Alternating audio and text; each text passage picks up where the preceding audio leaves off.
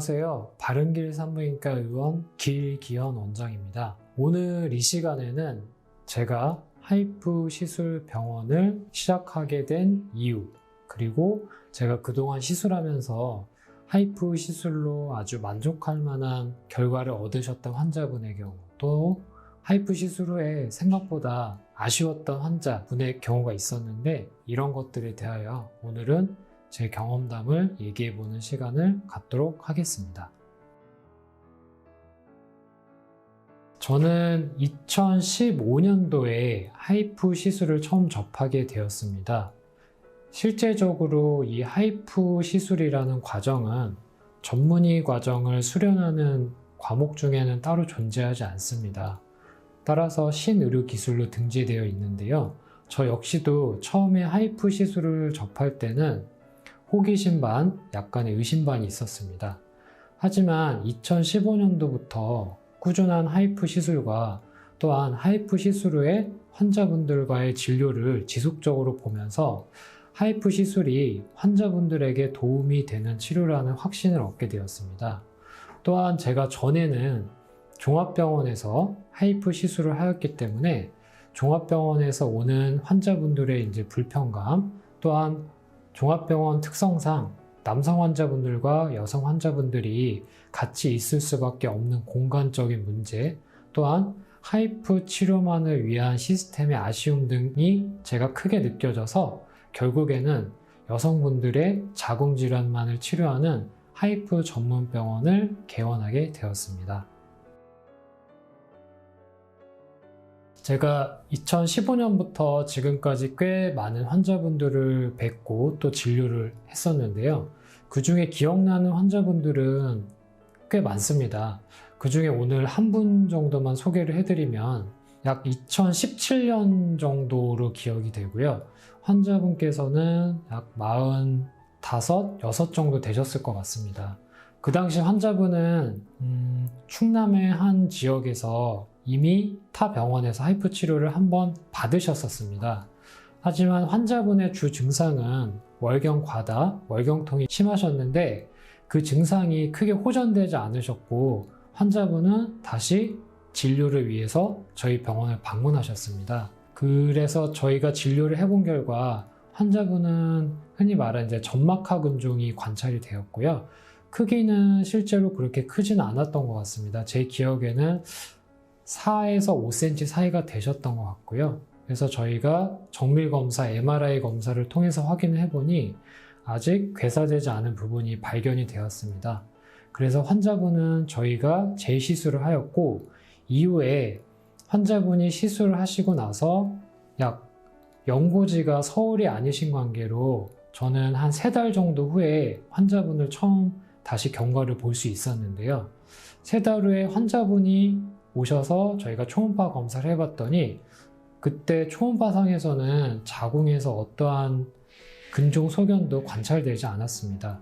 즉 환자분께서는 근종이 괴사가 되고 근종이 자연스럽게 배출이 되신 상태라서 그 근종으로 인한 불편하셨던 증상, 월경 통증이나 월경 과다와 같은 불편함 없이 잘 지내고 계셨습니다. 이렇게 치료가 잘 되신 분들이 병원에 오실 때는 저 역시도 기분이 좋고 또한 환자분도 기분 좋게 진료를 보고 가시기 때문에 하이프 시술을 하는 의사로서 아주 보람이 있는 상황이라고 보시면 되겠습니다. 그분은 여러 가지 이유가 있었겠지만 근종 중에서도 특히 하이프 경과가 좋은 근종이 있고 또한 근종 위치에 따라서 괴사가 되면서 자연스럽게 배출이 되거나 또는 그 치료된 근종이 저절로 자연 배출이 되는 경우를 간혹 볼 수가 있는데 우리 환자분께서는 그런 경우라고 할 수가 있겠습니다. 물론 하이프 시술에 대하여 긍정적인 결과만을 말씀드리면 저도 참 좋겠지만 모든 시술이 그렇듯이 생각했던 것보다 효과가 떨어지거나 또는 저희가 약간은 안타까운 결과가 나오는 경우도 분명하게 존재합니다. 저도 물론 그런 환자분들이 계셨고요. 이분께서는 점막하 근종, 또한 중증도 이상의 성근증이 있으셨고 또한 난소에도 난소 자궁 내막종이라는 병변이 같이 있으셨습니다. 따라서 당연히 증상은 굉장히 심하신 편이셨고, 저희는 우선 하이프로 자궁 성근증과 점막하 근종을 치료하고, 또한 자궁 내막종을 혈액 검사를 통해서 여러 가지 지표를 확인한 후 약물 치료를 병행하는 것으로 환자분께 설명을 드렸습니다. 그래서 우선 저희가 하이프 치료를 진행을 했고요. 다행히 이분 역시도 자궁 성근증과 점막하 근종이 아주 잘 치료가 되셨습니다.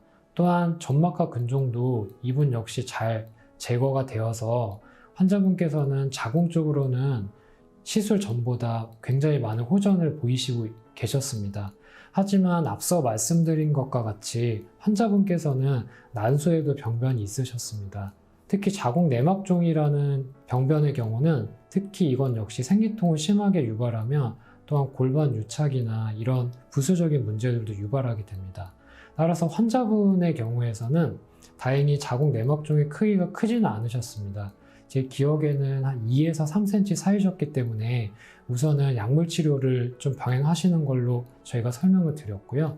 환자분께서 나중에 저희 병원에 수개월 후에 오셨는데, 환자분께서 연고지 관계로 우선 근처 병원을 방문하셨다고 하는데, 방문한 곳에서는 환자분께서 난소의 병변도 있고, 또한 더 이상 출산을 하실 연령대가 아니시기 때문에 일단은 자궁 절제술과 그 다음에 난소 절제술을 권유를 받으셨다고 합니다.